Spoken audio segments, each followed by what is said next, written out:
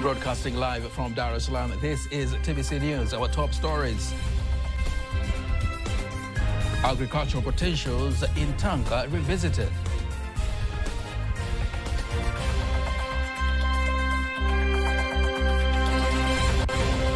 Zanzibar Europe Business Forum 2025 kicks off.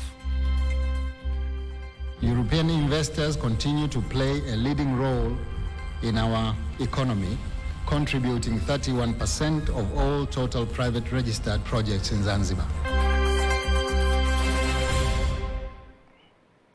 Good evening. My name is Nasa Kingu. Thank you very much for joining us. Just a reminder, you can also follow us live via our YouTube channel, TBC Online, and also get all the latest news through our Instagram, Facebook, and Twitter pages at TBC Online. President Samia Suluhu Hassan has directed the Ministry of Industry and Trade and the Tanga Regional Commissioner's Office to streamline the investment process for investors in the Muheza District Tanga region to ensure reliable market and value addition to the spice and orange growers in the district. Caroline Malewo has prepared the following report. These remarks were made in response to the request raised by the Member of Parliament for Muheza constituency, Hamis Mwinjuma, exploring best ways to add value to the two main crops in the district. I am asking the Regional Commissioner and the Ministry of Industry to ease the process for an investor to establish an industry so that farmers can be assured of having factories and a market to process and sell their oranges. We are the leading producers of oranges and spices in the country. However, we face the challenge of lacking a national market in Muheza. Therefore, we request the government to establish an international market for oranges and another for spices to prevent price decline and crop spoilage. Furthermore, while Tanzania aims to achieve clean cooking by 80% in 2034, President Samia sheds light on the government's commitment to formulating policies that support clean cooking for the betterment of the nation and its people. Zile zinazotolewa na kuni mchanganyiko. Wabibi zetu wa mama zetu wale wanazivuta. The smoke from the firewood that our grandmothers inhale causes breathing challenges. Many people are dying from respiratory diseases. Now that we're shifting to clean energy, we can eliminate these challenges. We want to protect both women and those who are cooking, as well as our environment. Na kuwafanya wanamama na wanaopika wawe salama.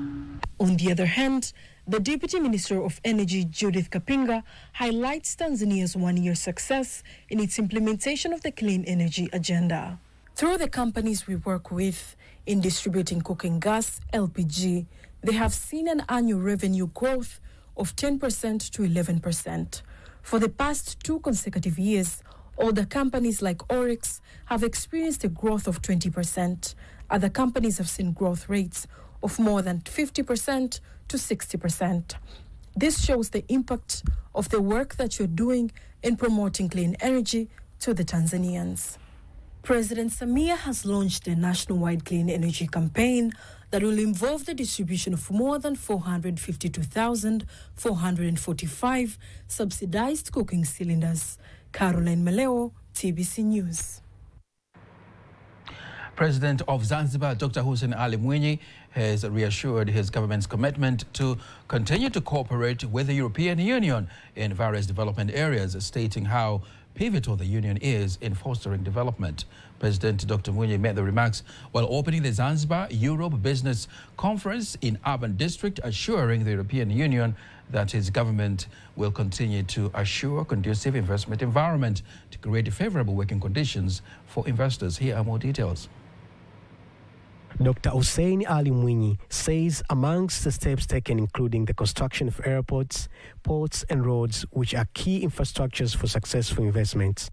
The government is working closely with stakeholders such as EU, other development partners and the private sector to address these concerns. The recent implementation of the single window system for trade facilitation and the Investment Act 2023 are examples of our commitment to reducing bureaucratic hurdles and improving ease of doing business here in Zanzibar. Ladies and gentlemen, the European Union has been a key partner in Zanzibar's economic transformation, supporting trade facilitation, capacity building, and sectoral development. President Dr. Mwinyi says Europe investments in Zanzibar are 31% of all registered investment projects, reaching a value of 2.8 billion euros and creating 19,000 jobs opportunities. Earlier, European investors continue to play a leading role in our economy, contributing 31% of all total private registered projects in Zanzibar. The EU investment in Zanzibar has reached 2.8 billion euros and 331 projects registered under ZIPA, creating over 19,000 jobs. These investments in tourism, blue economy, real estate, and other sectors aligning with the Zanzibar Development Vision 2050. Dr. Mwinyi mentioned 6 sectors given a priority in investment, which including the blue economy, deep sea fishing, tourism, oil and gas, agriculture, information and communication technology, and construction. 41% of these projects have been registered in the past 4 years. This is due to the strategic measures that the government undertook to put in place conducive business environment. Dr. Mwinyi has urged the participants of the conference to explore new areas of cooperation between the private sector, the government, and the European Union, and to identify the best ways to solve the current challenges in investment.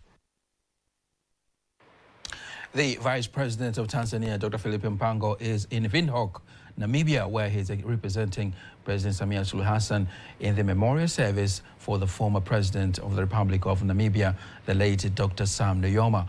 Paying last respect, and the memorial ceremony for the late Dr. Nujoma will be held at the Uhuru Stadium in Windhoek tomorrow, and the burial will be held at the National Heroes Acre in Namibia on Saturday, March the 1st.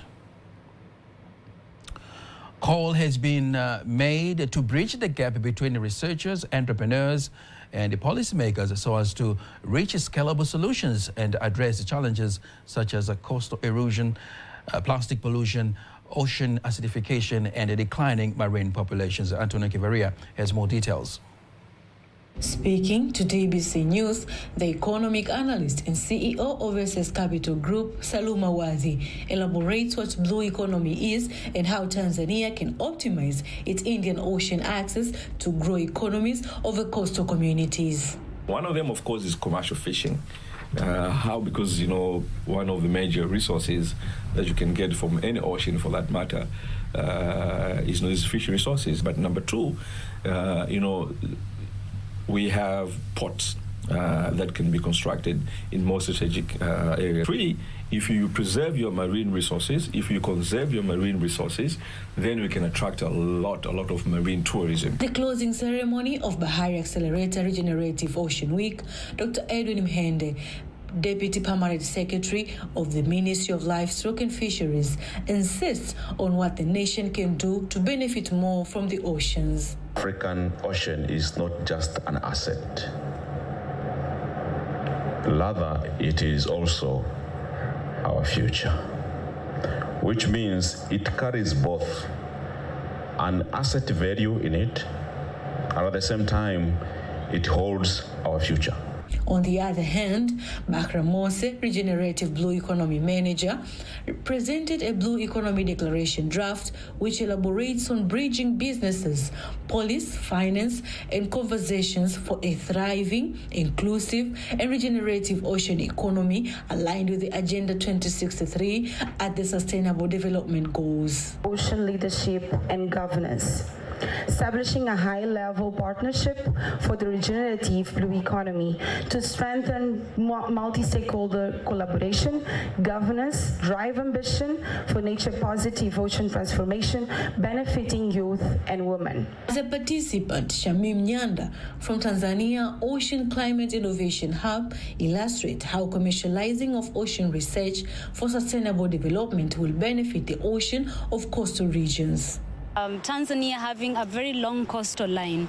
And the only way for us to be able to utilize the natural resources that we have, which is the ocean, is for us to try and find means and ways of how we can commercialize everything that comes from the ocean. Hari Accelerator is a collaboration between Tafiri and Twiga Connect, focusing on commercializing scientific research and facilitating businesses opportunities, ensuring that innovation research, the market, and support sustainable growth in the blue economy. Reporting from Dar es Salaam, Antonia Kivaria, TBC News. Remaining in Dar es Salaam, artificial intelligence is shaping industries worldwide, and journalism is no exception. Despite challenges such as misinformation, lack of knowledge, and absence of a clear AI readiness strategy, media stakeholders in Tanzania are being urged to embrace AI tools in ways that benefit country's media landscape. Rioba, Stephen has more details. As AI continues transforming industries, its impact on journalism remains a topic of debate. While it offers opportunities for innovation and efficiency, concerns over misinformation, ethical issues, and job security persist. Experts say that a well-structured AI adoption strategy is crucial for Tanzania's media sector. Speaking at the launch of the State of the Artificial Intelligence for Media Development in Tanzania, report prepared by the Techie and Media Convergence in a collaboration with the UNESCO, Lilian Shirima from the Ministry of Information, Culture, Arts and Sports, say the government is open to keep collaborating with the stakeholders in combating unethical practice like AI-generated fake news and supporting the use of AI in improving Tanzania's media landscape in the context that serves public interest. Technology should align with our local contexts. Therefore, we are committed to supporting targeted efforts by developing intelligent solutions that match the linguistic and cultural context of Tanzania.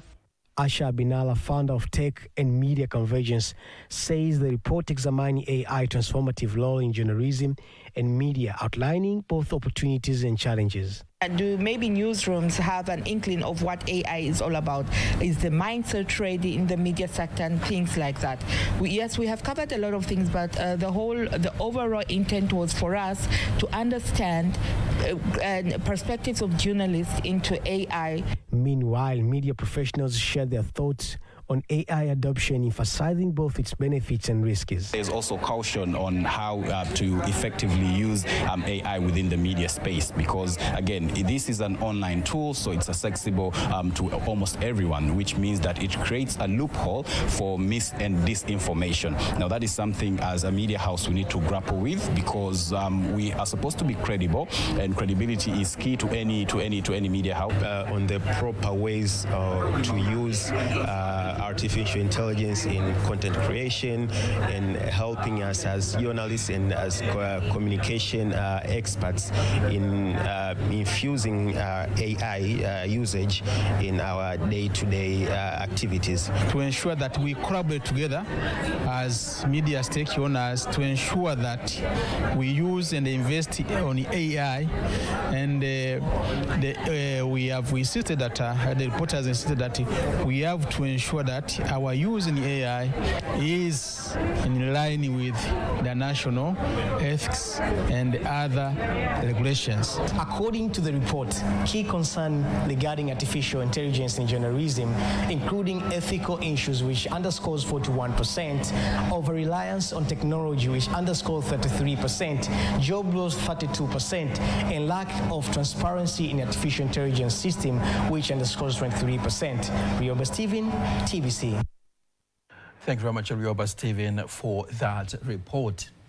The Director General of African Minerals and Geoscience Center, Ibrahim Shaddad, praises the commitment of South Sudan in making Africa a key mineral hub across African countries after joining the African Minerals Geoscience Center. Speaking to TBC News during the celebration, Shaddad insists that the joining of South Sudan to the African Minerals Geoscience Center will make the unity even stronger. Peter Mganga has more details. The African Minerals and Geoscience Center, AMGC, formerly known as Southern and Eastern African Mineral Center, was established in 1977, principal to carry out regional geological surveying and to provide minerals exploration and consulting services for programs of its founding member states, Ethiopia, Tanzania, and Mozambique, later joined by Uganda, Angola, and Comoros. In 2025, another history has been written following the South Sudan becoming the 9th member of the center. South Sudan is becoming the 9th member state, and we do hope more member states will come on board, and we are already invited Egypt, who is observer, and we hope it will speed up joining the center. We wish all the best for the center and would like in this occasion also to express my gratitude and appreciation to the host country, Tanzania, because this center is the baby of Tanzania. And we do like to see more vibrant and sustainable support in all fields. On the other hand, the Minister for Mining of the Republic of South Sudan, Martin Gama, says they are eager to play part in the growth of mining sector in Africa, while the High Commissioner of Kenya to Tanzania, Isaac Njenga, praises the decision of South Sudan to join the center. This center is very special. South Sudan has joined it as a member today. This center will provide South Sudan and Africa at large with a lot of technical capabilities that we are all looking for to develop the mining sector. So this is the whole purpose we're here, is to lift the flag of South Sudan at this very special center. We believe that the joining of South Sudan will add great value. South Sudan is a potentially huge country in terms of mineral resources and development, and we believe that their coming on board will only help us together to grow as a region and the African continent at large. Minerals account for an average of 70% of total African exports, about 28% of gross domestic product. The contribution of attractives to public finance is significant, with some African countries' public revenue almost entirely dependent on them. Peter Mganga, TBC News, Dar es Salaam. The chairperson of the European Parliament's Development Committee, Barry Andrews, states that the European Union is committed to supporting Tanzania in its Development Vision 2050 across various sectors, including energy, transportation, and agriculture. In an exclusive interview with my colleague Faith Gaga, Andrews also praises the evolving partnership between the European Union and Tanzania. He notes that over the years, the relationship has shifted from a donor-recipient model to a fully fledged partnership. Tanzania has set ambitious targets in its Development Vision 2050 in areas such as infrastructure, energy, and education. How can the EU support Tanzania Development Vision to achieve its targets? Well, we met the Minister for Planning this morning, and he has an incredibly far-seeing vision, and it's called Vision 2050. And of course, Tanzania wants to become a middle-income country by 2050 and an upper-middle-income country by 2050. So this is a great ambition. And as I said, I was here 20 years ago. I can already see a massive transformation since the early 2000s to where we are today in 2025. So another 25 years.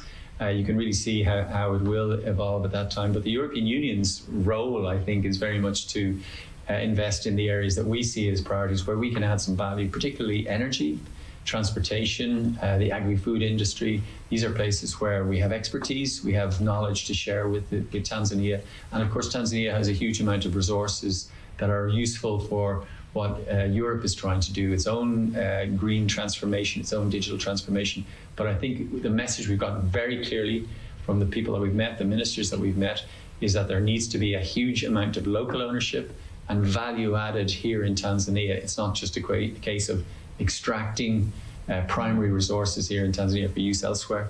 It is about adding value, about the manufacturing industry expanding here. So that message has been received very loud and clear. How do you view the evolving partnership between EU and Tanzania, and what role can the European Parliament play to strengthen this partnership?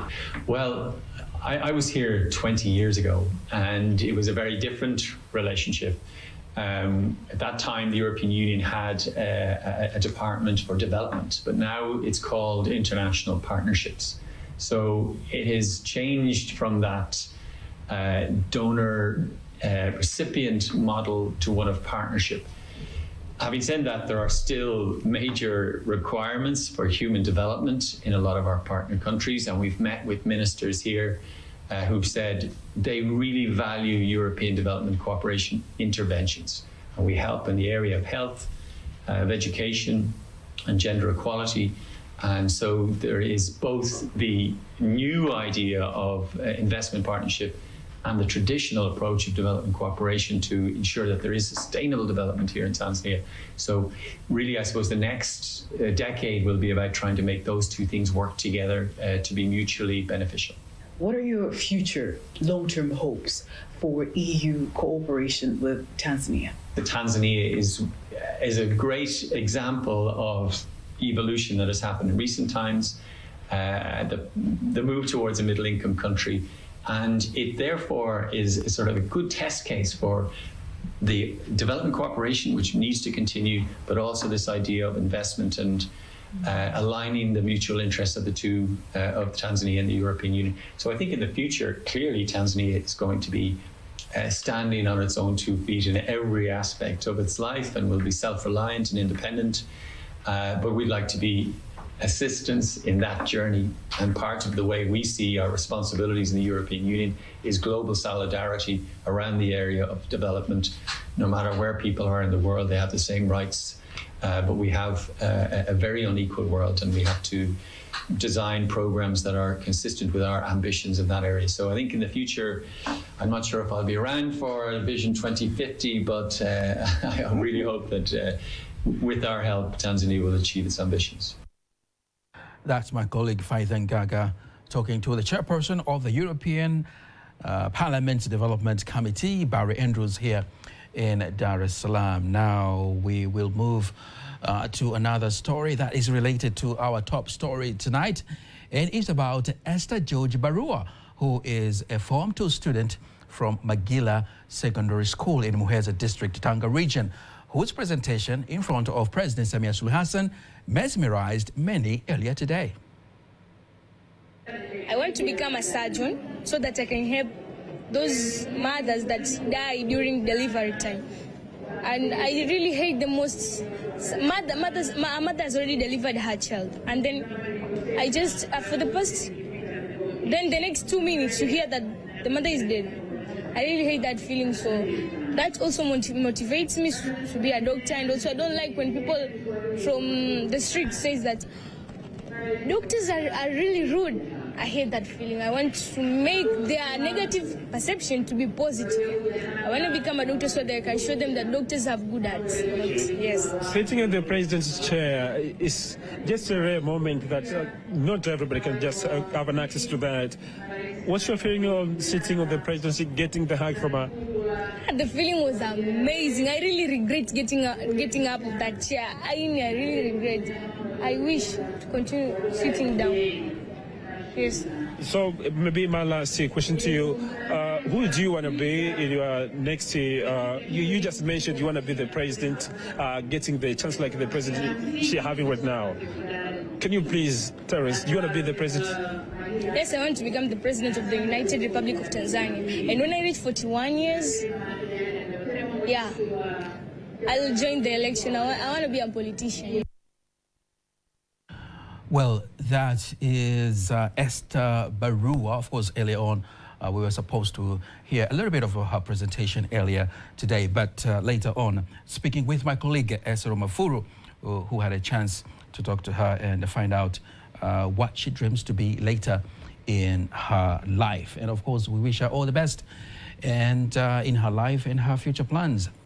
The Vice Chancellor of Muhimbili University of Health and Allied Sciences, MUHAS, Professor Apolinare Kamuhabwa, says the non-communicable diseases still pose health dangers in Tanzania. Professor Kamuhabwa gave the caution during the closing ceremony of the 2-day special medical camp at Mloganzila Hospital, organized to honor the legacy of the contribution of the former Tanzanian president, the late Ali Hassan Mwinyi, who also served as the Chancellor of the MUHAS from 2007 to 2024.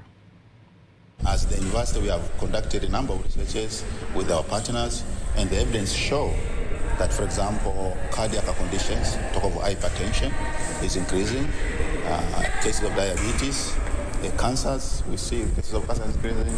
So the cause, there are many causes. Some of these may not have direct causes, some of these have non-causes. But you will agree with me that most of the evidence, for example, some of these diseases increase the lifestyle, what we eat, what we drink, the way how active we are.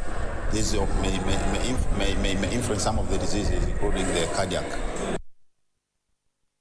On the other hand, Ferdinand Bachibia, who is the chairperson of the Special Medical Camp Preparation Team at Mloganzila Hospital, urges the public to take advantage of the free services provided by the experts from the Muhimbili National Hospital.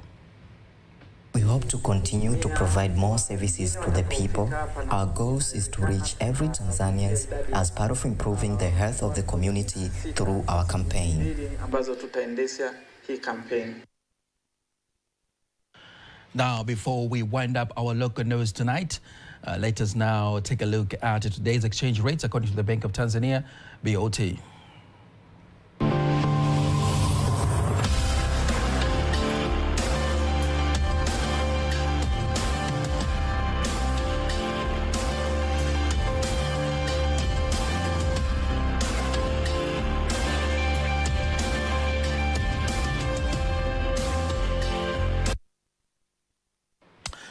Now we move straight to the sports news, where Young Africans head coach Milo Dahamdi says his team plans to continue winning every match to position the team better. Speaking at a press conference ahead of tomorrow's game against Pamba Jiji, Melody says that despite Pamba's quality of football, they are well prepared to secure all points.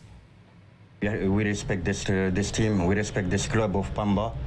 But we are here, really, I don't afraid to speak like that. We are here to win, only to win, to take 3 points, because we are young African and we must to give big pleasure for all the fans. But win is not easy.